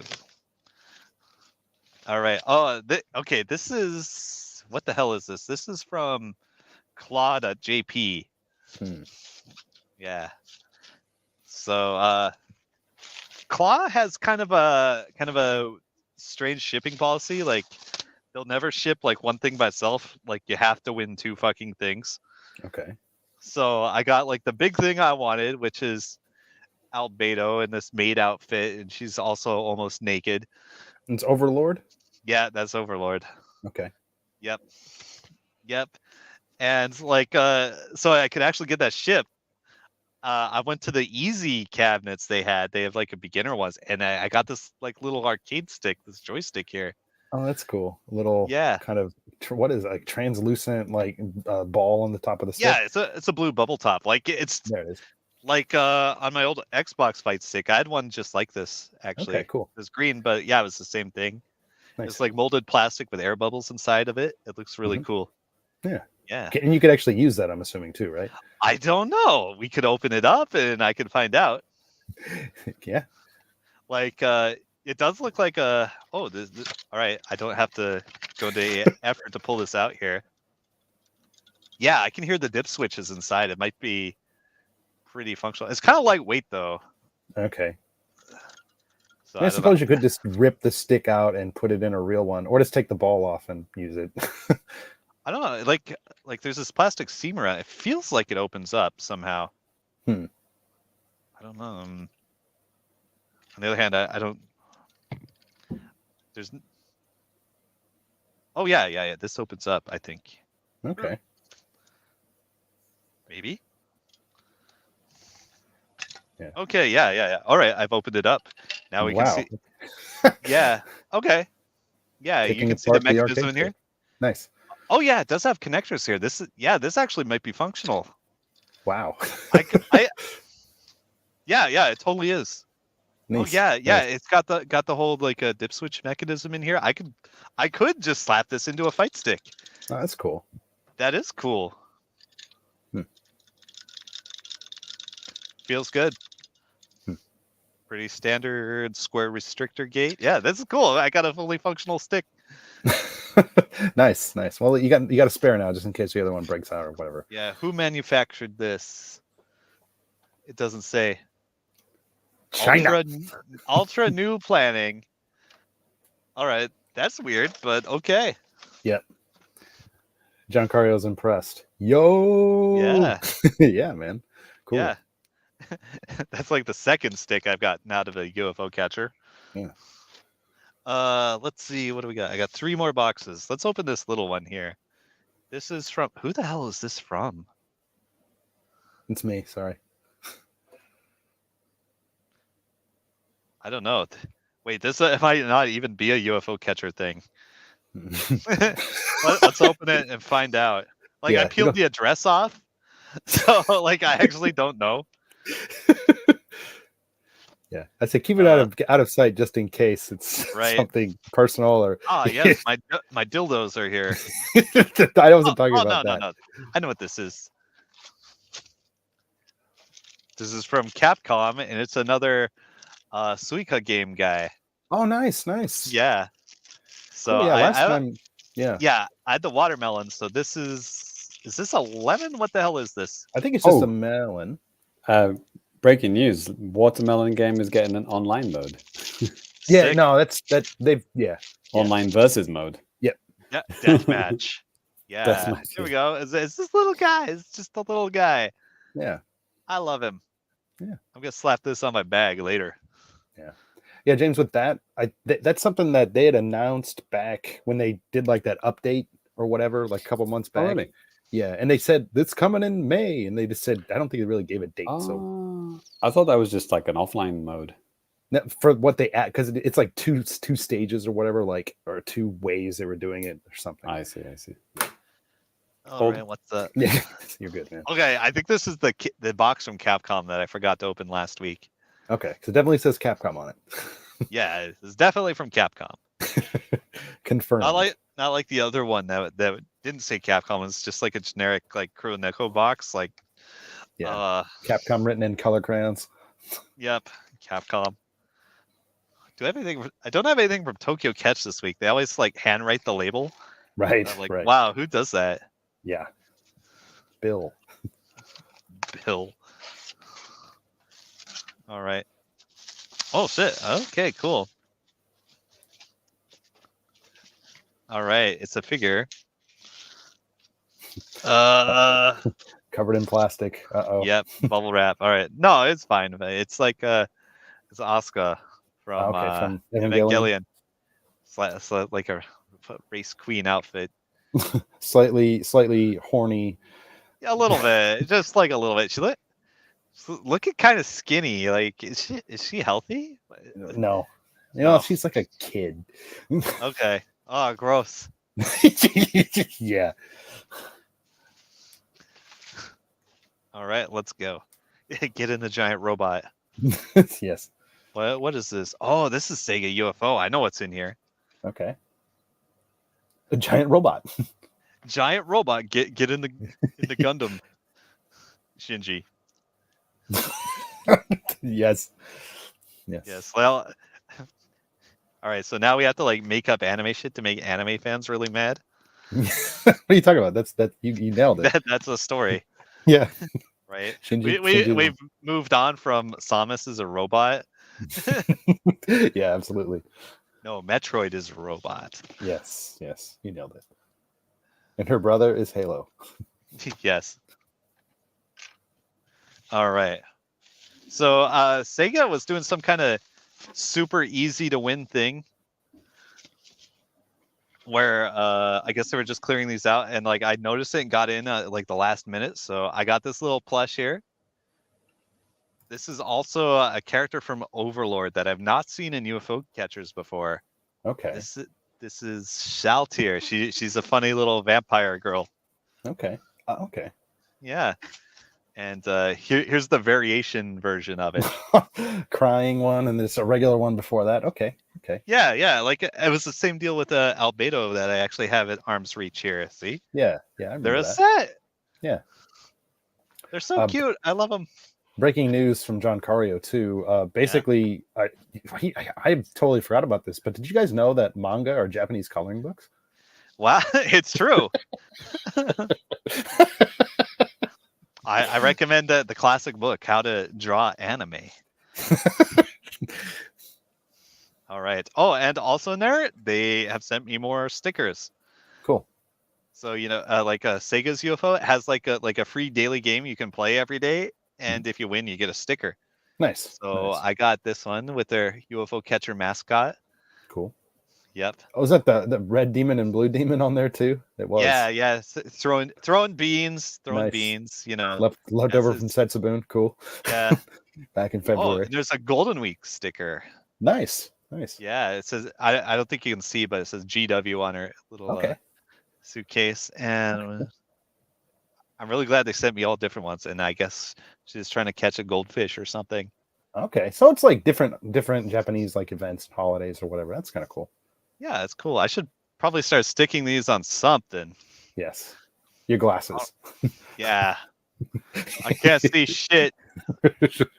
Ray Charles over here. Perfect. Nice. Okay, so that's the UFO trash. Okay. Pretty good haul, if you ask me. Yeah, I'd say so too. Cool. All right. Well, like Ty said, that's going to do it for the anime trash. Got a new joystick there, and also can you hear that? Yeah. Oh yeah, definitely. Yeah. And JC, are you ready for some fabulousness? Oh, you might want to unmute your mic there, bud. I am. I'm ready for fabulousness.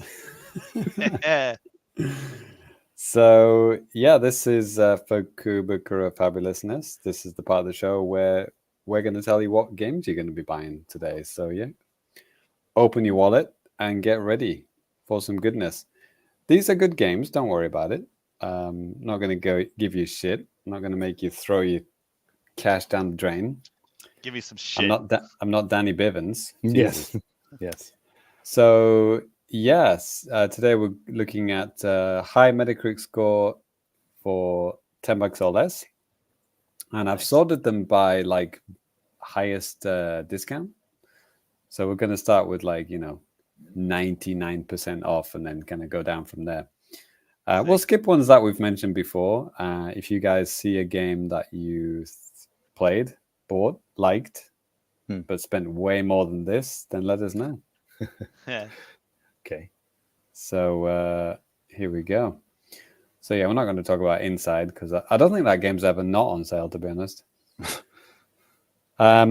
So the Ibn Ob, I have heard of that actually. I think that's been in a direct. Somebody was playing that recently. Jesus Christ. Oh man. I forgot who mentioned that. But I heard that on a podcast recently. That is supposed to be pretty good. That's $2 down from 15. Ibn Ob. I think it's like a nice kind of multiplayer co-op multiplayer. Co-op on the couch, same console kind of thing. Yeah. Check it out. XCOM 2 collection is ridiculously low price at the moment. $7.49 down from $50. And I think XCOM 2 is generally considered a good game, right, Tank? Yeah, it's really ideal on Switch because you can kind of stop and go at any time, being a turn-based strategy. Okay. Yeah. So Planet Alpha, I remember that Irish fella playing that game back in the day. I think we have a review on the YouTube channel. Maybe. I could be wrong. I think there's like literally over 100 reviews on there. So it could just be in there somewhere. Available now. Yes. So Skulls of the Shogun. Oh yeah. Oh yeah. Bona fide edition is usually $20. It's 80% off right now. It's down to $4. So, if you want something kind of like Advance Wars, I would highly recommend it. There you go.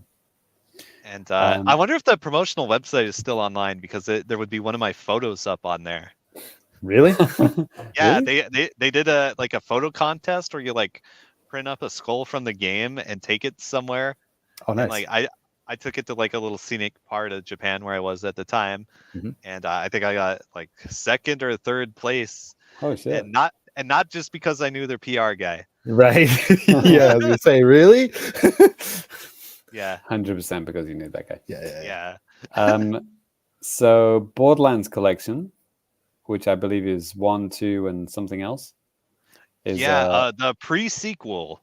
Pre-sequel, Okay. there it is. It's $10 down from 50. Seems like a good deal. Matches previous low, so it's never. Well, it has been this low before, but maybe get that. Yeah. Doraemon Story of Seasons. Yep. What is this one? This is it's a mismatch or Fun? mix up with basically Harvest Moon and Doraemon, essentially. There it is. And they actually made an English version of it. Amazing. Yeah, there's a demo available for this too, and I played it back 2019. I think is when this came out, maybe 2020. And I mean, it's fine for what it is. Like really faithful to Doraemon. Like it looks like you're playing a cartoon, from like an isometric view.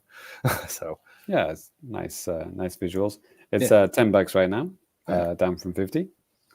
Mortal Kombat 11 is $10 right now. Yeah, not 11. 11, yes. Twice as good as 1, maybe. Let me see. I mentioned these before. Let's have a look here. Pac-Man Championship Edition 2 Plus. I have this game actually because I thought it was going to be just as good as Championship Edition. It's not. And I actually ended up liking Pac-Man 99 way better because I think Pac-Man 99 rest in peace, Yeah. was actually really, really good. And this is not. So yeah, maybe pass on that one. Blasphemous on a tie. Yeah, 2D Dark Souls. I played a little bit. I haven't really had time to delve into it fully, but it's cool. Carol Blaster. We James, you interviewed the guy that made the game, right? At Bit Summit 2018. I am the guy that made it. Yes, it's James now. Yeah, that's a great game. Carol Blaster is $3. I mean, that's just a no-brainer if you never played that before. Cotton Fantasy. I have a feeling Ty knows about this. Do I? I don't think I actually do. Or wait. Is that a shmup? It doesn't look like it, but it is. Is it? Oh, what is it? Or am I just thinking of a complete... Yeah, it is. Yeah. This is not a game you've talked about? I don't think so. Huh. Okay. Unless like I bought it on like the Xbox 360 or something. But no, I haven't played this. It's like, it looks cute, but it's actually secretly a bullet hell Damaku game. Yeah. That just sounds like that is right up my alley. Yeah. Yeah. That's why I thought. Borderlands Handsome Collection is $10 as well. So what the hell? Yeah. What is? Do you know the difference? I don't know. Is that the Telltale RPG? No, it couldn't be. Borderlands 2 pre-sequel. and the pre-sequel. So what's the other one? Oh, this is the same as the other thing, except it doesn't have Borderlands 1. Okay. Okay, that's kind of weird. It is weird. Okay. Interesting. Okay. Yeah, maybe just stick to the other one then. Yeah. Klonoa Fantasy Reverie series is $10, down from $40. If you like Klonoa games. I've never played a Klonoa game. Me neither. I was interested in Wii. Yeah. We got any furries in the chat? Let's see here. Alba, a wildlife adventure. I've definitely seen that in a direct, but I just can't remember what it is. Okay, we're not even going to click on that one. Ninja Saviors. Ninja Saviors. Ninja Saviors? Yeah. Oh yeah, there it is. There it is. Nice. That's $6 right now. Hell yeah. Down from 20. Hand of Fate 2. I do not recommend that game.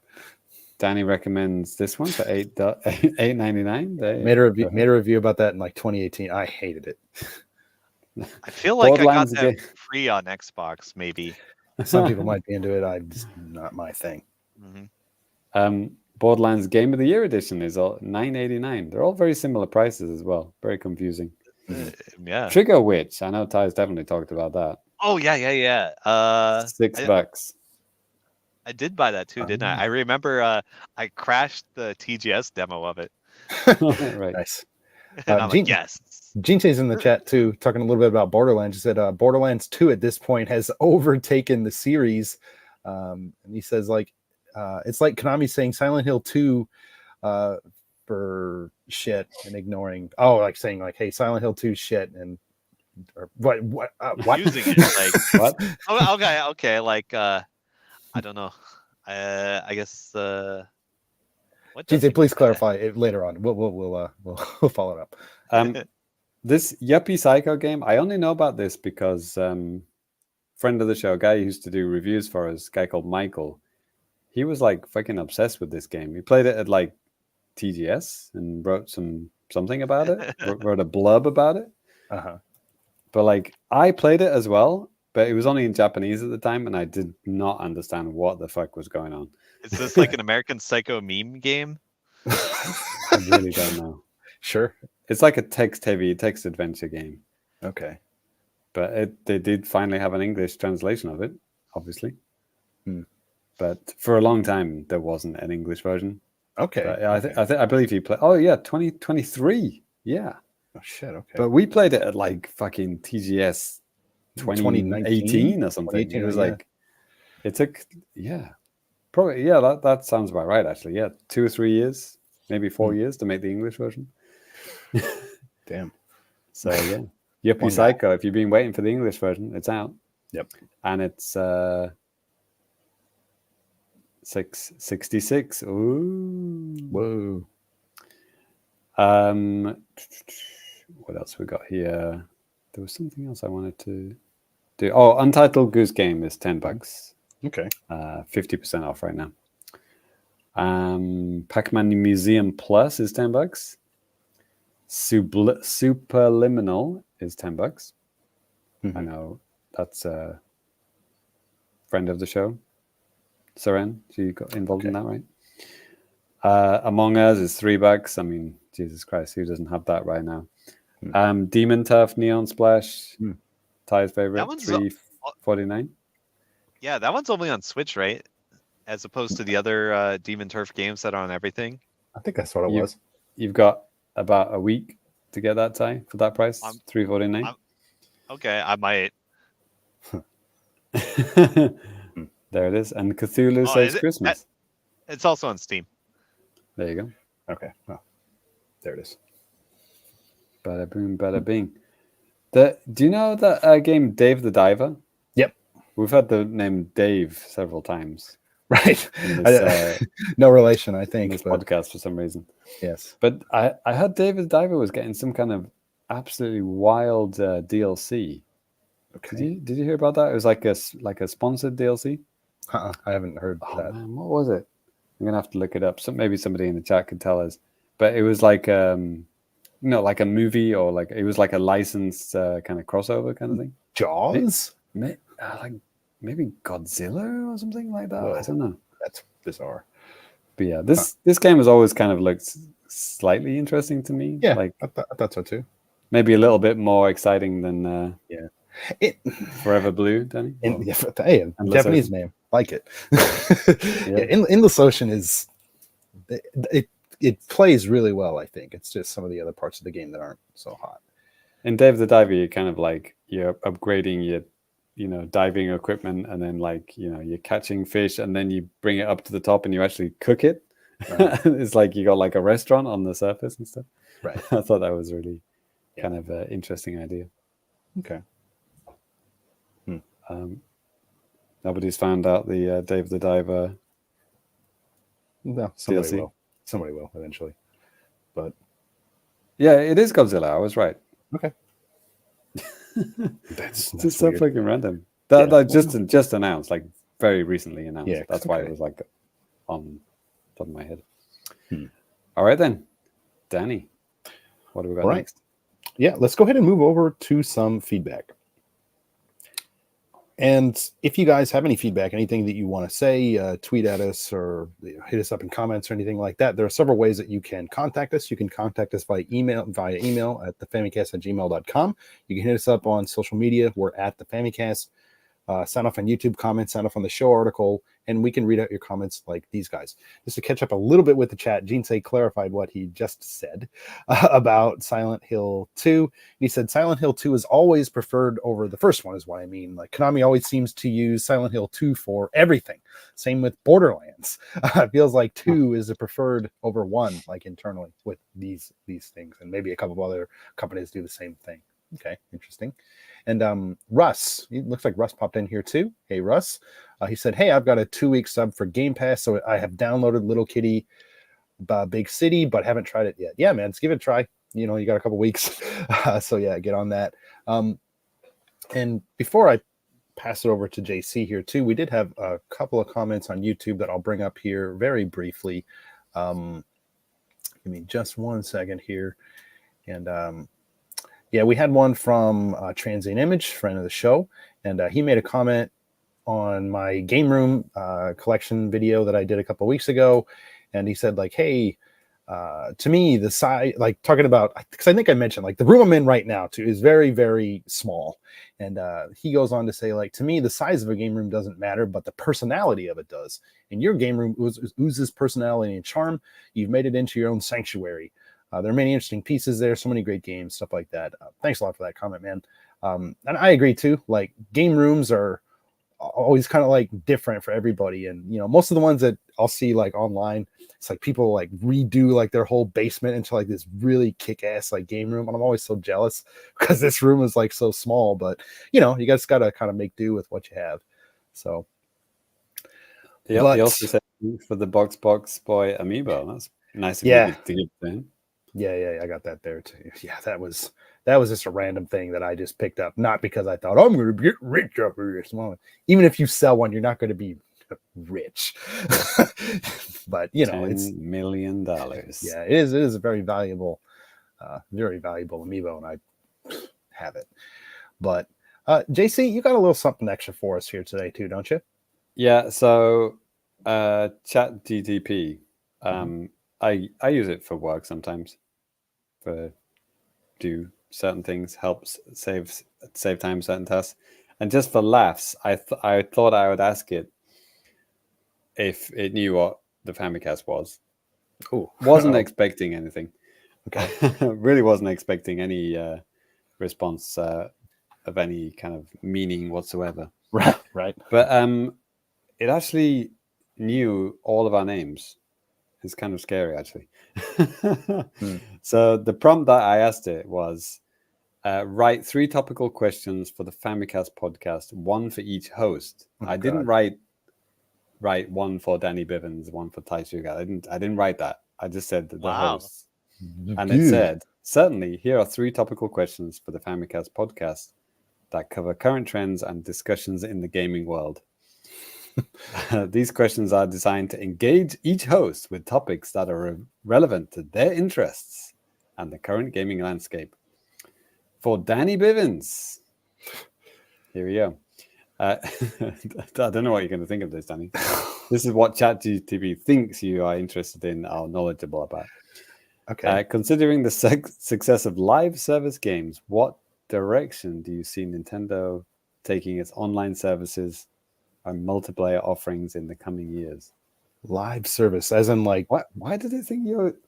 Yeah, I don't What think did I've you ever ever say played a about that? live service game. I'm not even sure if I know what. Because you talk about cloud gaming all the time? No, I mean that's not that, right? It means, yeah, it can mean a cloud gaming game or a game that requires a server to be online for you to be able to play the game. There you go. Okay. Or alternately, even like a continually updated game. Like I would maybe consider Dead by Daylight a live service game. It doesn't really have offline play to speak of. Sure. Okay. Well, I mean, that's interesting. Do you want all games to be on the cloud from now on, Danny? Yes. Well, I mean, I talked about this in the episode we had with Johnny earlier in the year. Especially with Microsoft, they have kind of like a backbone for this. This isn't necessarily for Nintendo, but I think if Microsoft would at least make all of your games that you own, like all of their games, just make it like a thing. Like they say, you got to make your games in 4K. Why not make all of them cloud compatible? Because when they go on Game Pass, they are compatible on the cloud. So at least make that, kind of prioritize that, I think. Again, it's as a cool bonus for that. For Nintendo, yeah, when it comes to like live service games, I mean, maybe they can do this with the next version of Splatoon. And not, maybe keep it so like Splatoon 4 is essentially like Splatoon something, and it's just the Splatoon 4, the next Switch. I think that would be the way to go with that. There you have it. The other question for you, it said, as a fan of Nintendo's deep library of games, what that just literally has no meaning. Right. What are your thoughts on the potential revival of classic Nintendo series that have been dormant for years? No, they still remain dormant. Right. Some of them. Yeah, I think Nintendo's done a good job at reviving a lot of weird things. And I think, there is some wiggle room for some other ones and stuff like that to come back. This was before the Nintendo Championship thing was announced, by the way. Yeah, but I mean, even that's like, it seems really similar to NES Remix and stuff like that, which I'm fine with because I thought those games are really cool. But yeah, I'd like to see them tackle some Famicom games, even make like a sequel to, the Frog game, the Frog for Whom the Bell Tolls, or make some kind of an update for that. Mysterious Muasame Castle, something like that would be really cool. But I kind of doubt it. Good shout. Yeah. For Ty Sugat. Let's go. In light of the increasing use of AI in game development, what are your thoughts on how AI could change the landscape of game design and player interaction in Nintendo games? Well, that proves it definitely doesn't know who you are. Because it's asking you about Nintendo games. Okay. Well, for video games in general, I would say Yeah.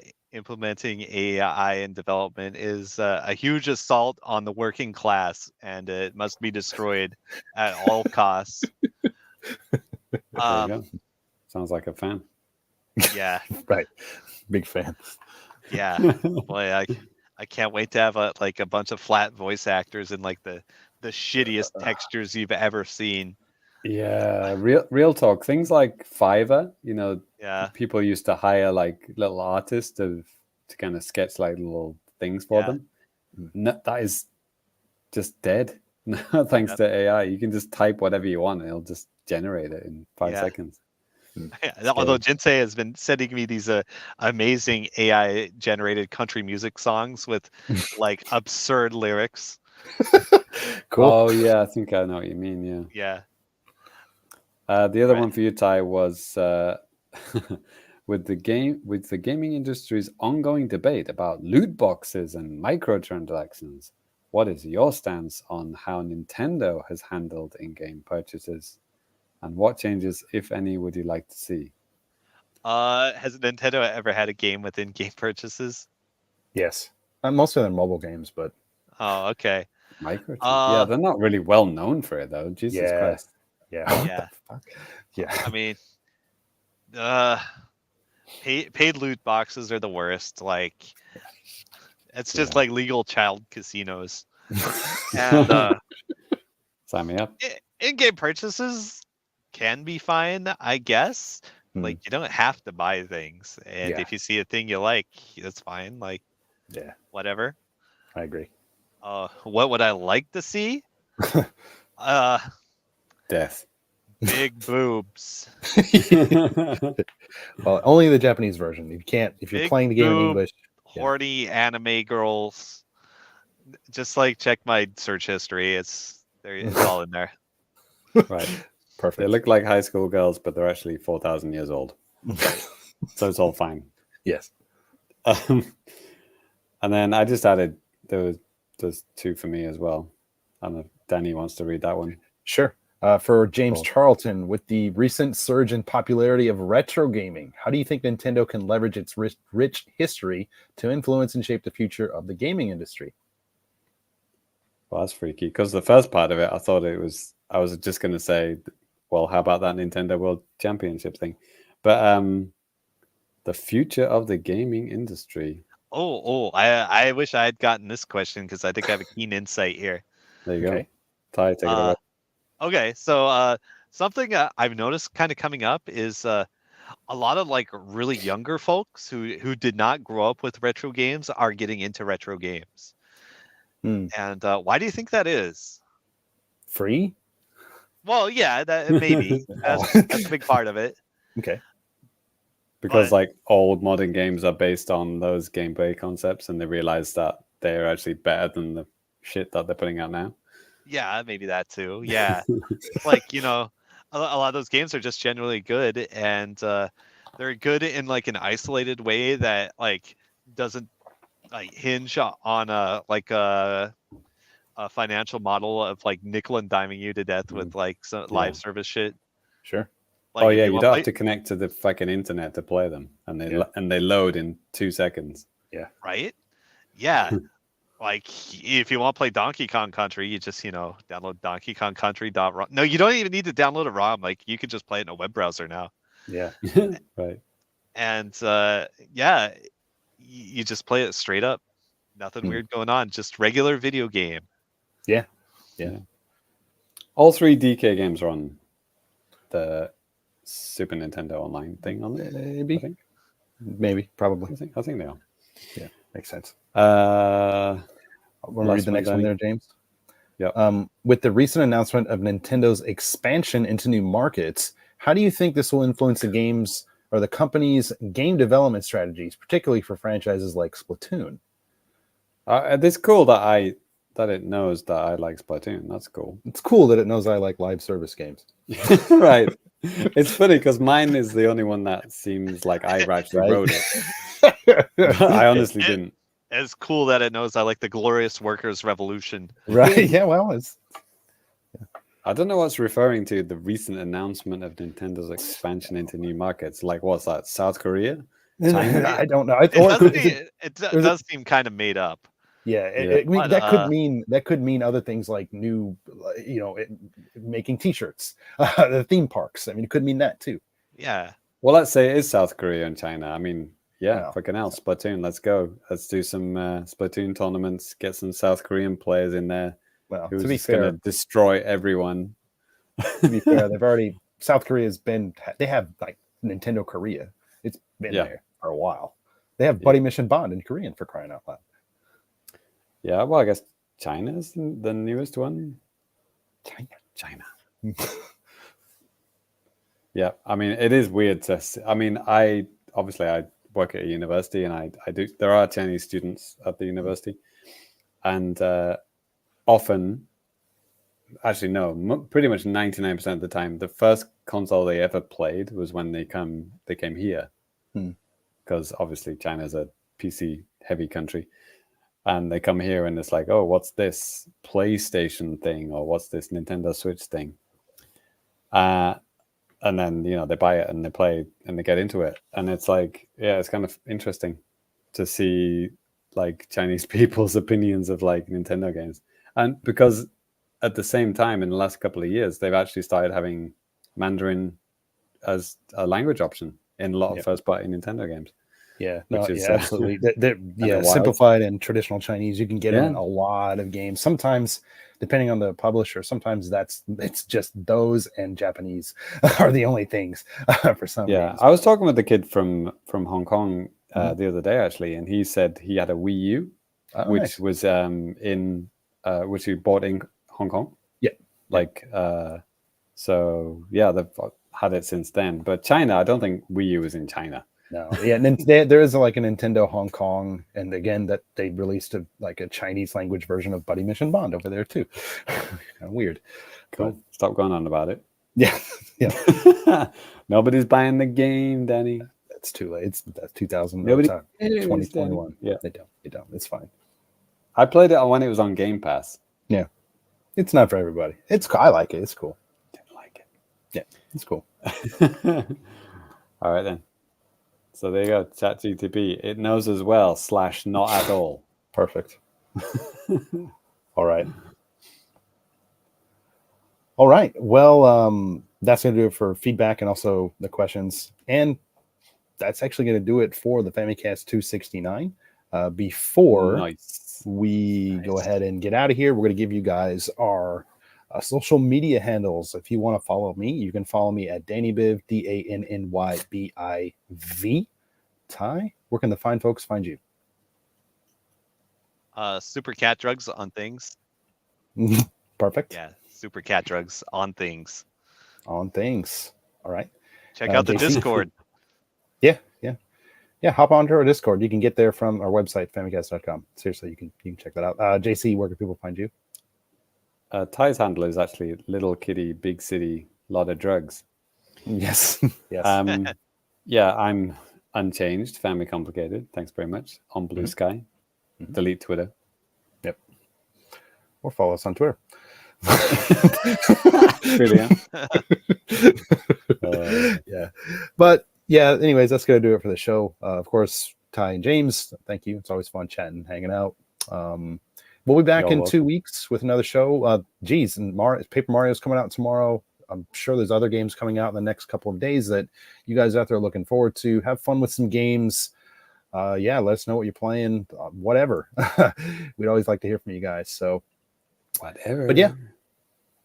Yep, that is going to do it for the show, though. Thank you guys so much. We will catch you next time. Peace.